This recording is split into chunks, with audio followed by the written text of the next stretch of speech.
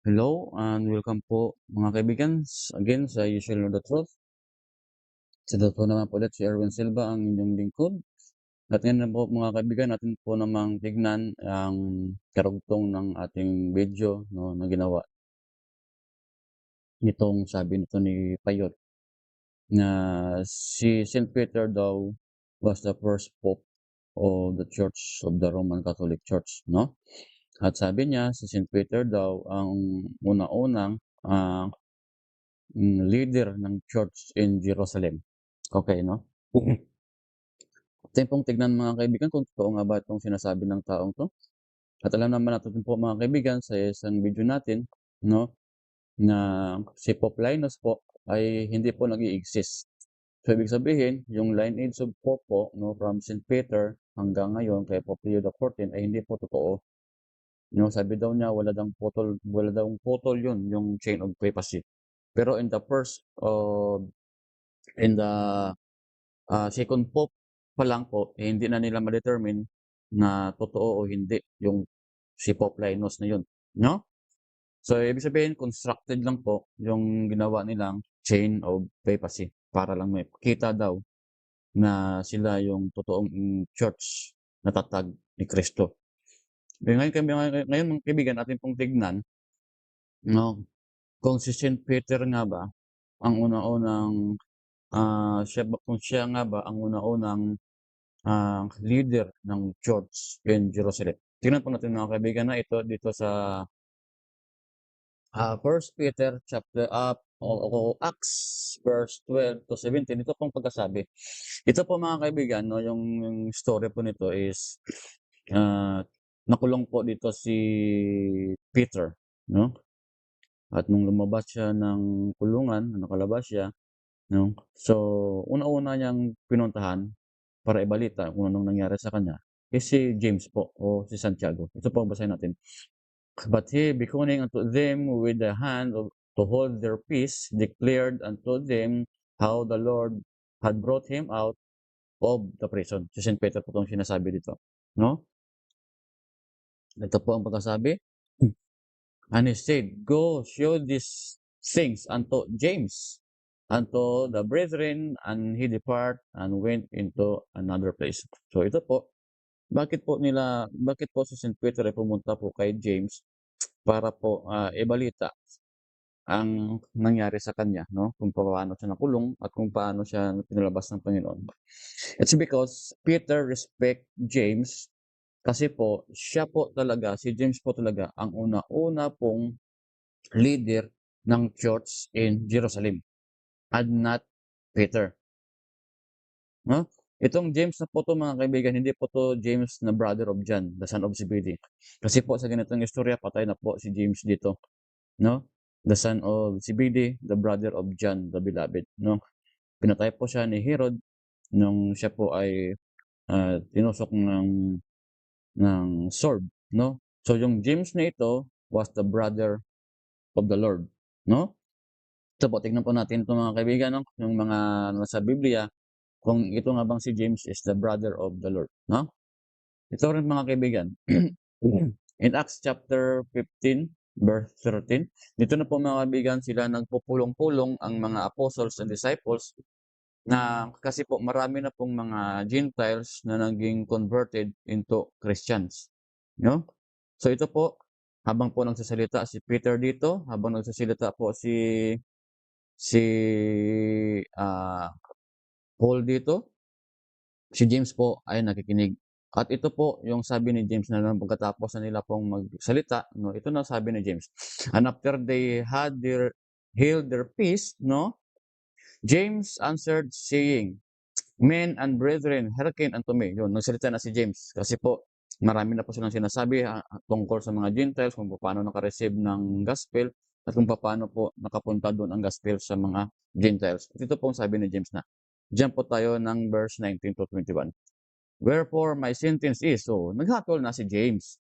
Bumigay na siya ng konklusyon kung ano ang dapat gagawin ng mga apostles and disciples doon sa mga Gentiles. At ito po, that we trouble them not which from among the Gentiles are torn to God. So, wag mo natin gabalain yung mga Gentiles na yon Kasi po, in-accept na nila yung Panginoon. So, pagkasabi sa 20, that we write unto them that they abstain from pollution of idols and from fornications and things that struggled and from blood.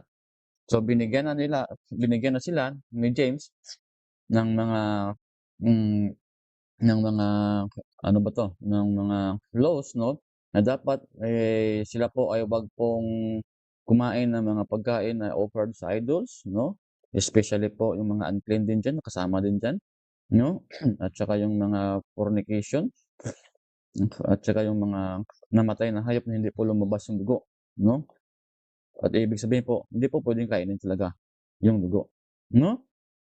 So in verse 21, for Moses of old times that hath every city them that preach him being read in synagogues every Sabbath day. Yun. So, kung i-continue niyo po 'to mga kaibigan itong, sinasabi dito 'no, ito po ay nag-ano na yung mga apostles 'no at disciples na sila po ay, ano ba 'to,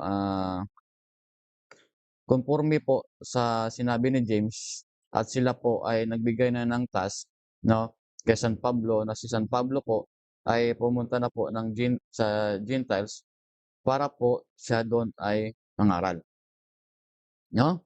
At ngayon po naman mga kaibigan 'no, so hindi po si Saint Peter talaga ang una-unang head ng church kundi po si James talaga.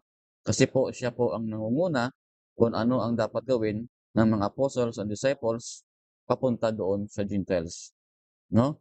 At San Pablo nga po 'yun, sabi na natin kanina na si San Pablo at si Barnabas, sila po ay ipinadala ni Santiago doon sa mga Gentiles. At si Saint Peter po, doon sa Jerusalem. Si Saint Peter lang po ay in charge sa mga Jews. So papaano po magiging first pope si Saint Peter na siya ay in charge sa mga Jews at hindi in charge sa mga Gentiles? Inyo pong pansinin mga kaibigan, we are a Gentiles. Roman Catholic Church was a Gentiles because they are not uh, part of the community ng mga Israelites kaya consider sila as Gentiles. So, papaano magiging first pope si Saint Peter na siya po ay in charge lang po doon sa Jerusalem, sa mga Jews, at si Paul po ay in charge sa mga Gentiles. Sana po sabihin niyo si Paul yung first pope niyo, hindi si Saint Peter. O naman. Ito po, ulit mga kaibigan, and Acts 21 verse 18, and the day following Paul went in Jerusalem unto James. Bakit niya hinanap agad si James? Kasi si James po ang pangulo ng iglesia doon sa Jerusalem. Kaya in respect po sa elder na si James, ay dapat po siya po ang unang hanapin ni San Pablo according to the matters na kanilang pag-uusapan. And all the elders present, no, were present. No, nandun din yung mga elders kasama ni James, no. Pero si James talaga yung nangunguna sa kanila. But other of the apostles saw ay none save James, the Lord's brother. Yun po. Si James po nung Acts chapter 12, James ng Acts chapter 15 was James, the brother of the Lord. Sabi ni San Pablo in Galatians 1 verse 19. Okay. Kung si Saint Peter, yung pope niyo po mga kaibigan, ano po ang mangyayari, no? Tingnan natin mga kaibigan, ha. Dito po sa Galatians 2 verse 9, and when James ulit na mention, si Cephas po diyan was Peter, no, and John who seemed to be the pillars, perceived the grace that was given unto me, they gave to me and Barnabas the right hand of fellowship. Yun po, inutosan po kanina, sabi ko kanina, inutosan si San Pablo at saka si Barnabas na pumunta sa mga Gentiles para mangaral doon sa mga Gentiles, no? At bakit po nangunguna si James sa listahan sa the pillar of the church or the pillar ng kanilang faith? Because si James po mga kaibigan ay unang pangulo o siya po ang head, no? Hindi po head, no. I mean siya po talaga ang nangunguna sa kanila bilang elder ng church in Jerusalem and not Saint Peter. Bakit ano po nangyari dito sa mga kaibigan sa istoryang ito, no? That we should go unto heathen and they unto the circumcision. Ayun po, sabi ni San Pablo. San Pablo sa mga Gentiles at sila po sa mga circumcision, which is the Jews in Jerusalem. Ito po sa Galatians chapter 2 verse 14, nung nakita na ni Pablo kung anong ginawa ni Pedro sa mga Gentiles. At dito na po nagalit si si Pablo. Hamakin niyo mga kaibigan, kung una siyang Santo Papa at kung Santo Papa na siya ngayon sa ganitong kalagayan, ipagsasabihan ka pa ng ordinaryong membro lang ng church niyo. At kung sabi but I saw that they walk not upright, si St. Peter po sinasabi dito, according to the truth of the gospel, I said unto Peter, before them all. So, pinagsabihan niya talaga si San Pedro sa harap ni John, sa harap ni Pablo, o ni James, at sa harap ni Barnabas. Anong sinabi ni Pablo kay Peter? Okay. Ikaw, sabi daw to, ikaw na Hudyo ka, hindi ka nga hindi mo nga hindi ka nga ano ba to namumuhay bilang hintil, no? Kasi po ikaw ay Hudyo. Bakit sabi ni San Pedro, bakit ngayon pinipilit mo ang mga hintil na magiging Hudyo? Ano bang pagsasabi dito? Kasi po ang pinag-uusapan dito was the circumcision. So, kasi di ba mga kaibigan dito, mga kaibigan, hindi na po valid yung circumcision dito. Circumcised ka man o hindi, as long as you are in Christ, you are now the believers and partaker of the heirs that given to Abraham. No? So kung si St. Peter ay was the first pope, bakit po pagsabihan ni St. Pablo ng ganito si San Pedro? Kung kung sinasabi niyo na ang pope ay hindi nagkakamali sa kanyang mga desisyon, 'di ba? Meron kayo niyan? Fallibility of the pope, no? So kung talagang tama yung mga sinasabi yung ginawa ni Pedro at nire-recognize siya nga bilang unang Santo Papa ng Roman Catholic Church, bakit siya ni-rebuke ni San Pablo? Dito pa lang mga kaibigan, pinapakita na ng Biblia na false claim talaga yung kina-claim ng Roman Catholic Church na si St. Peter was the first pope. Kaya po mga kaibigan, hindi po totoong first pope si St. Peter at gawa-gawa lang po yan ng Roman Catholic Church para lang ipakita daw na sila was the apostolic church that came from the disciple of Jesus Christ. Hindi nila mapatunayan yun mga kaibigan, even sa kanilang mga libro na atin ng gawa ng video, no? At yung librong po yun, at yung website na po yun ay makikita po yan sa newadvent.org, which is the Roman Catholic Encyclopedia. At doon po, nagsabi sila na even si Pope Linus na kiniklaim nila na second Pope was not exist. No? At dito naman po mga kaibigan, si St. Peter po ay hindi po talaga totoong Pope according to the Bible. And St. Peter was not the first, was not the head of the church in Jerusalem, but si James po, mga kaibigan. Sana kung hindi si Pablo yung i-claim nyo na first Pope ng inyong church, hindi sana sinabi nyo si James. Parang ano pa, parang ano ba 'to, yung para bang makatotohanan kasi po si James po ay head ng church in Jerusalem. Kaso yung pinili niyo po is San Pedro, hindi naman siya talaga head, unang pangulo o siya po ang unang elder ng church in Jerusalem according to the Bible.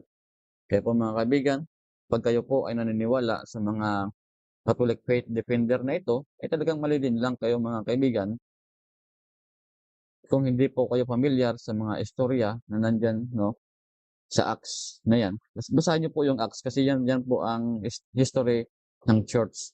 Kung paano nagsimula at kung sino ang mga namumuno on the church at kung sino yung mga pinili ng mga apostles to spread the gospel from Gentiles to the Gentiles and to the Jews.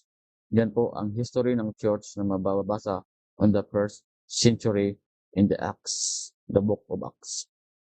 Kaya po mga kaibigan, sana po ay inyo rin itong Pagtuunan ng pansin at inyo rin pong pagstudihan kung totoo nga ba, no, na si St. Peter was the first pope of the Roman Catholic Church. Ulit po, ito po si Erwin Silva, and we shall know the truth